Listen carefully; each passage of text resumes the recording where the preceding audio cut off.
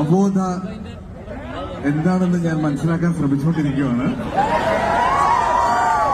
ഇന്ന് inauguration day ആണെന്ന് എന്നോട് പറഞ്ഞു. അപ്പൊ അതിന്റെ എല്ലാവിധ ആശംസകളും. ഇവിടെ വന്നതിന് മെയിനായിട്ട് രണ്ട് കാര്യങ്ങളാണുള്ളത്. ഒന്ന്, നിങ്ങൾ എല്ലാവരെയും കാണണം. ഈ ബഹളം ആവശ്യത്തിലധികം ഒന്ന് കേൾക്കണം. ഒന്നും കൂടെ ആർക്കും കോളേജ് ലൈഫ് മിസ്സാവുന്നില്ലെന്ന് എനിക്കിപ്പോ മനസ്സിലായി.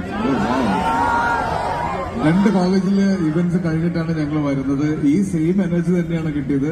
ലൈഫിൽ മുഴുവൻ ഈ എനർജി നിങ്ങളുടെ ഒപ്പം ഉണ്ടാവട്ടെ എന്ന് ആശംസിക്കുന്നു.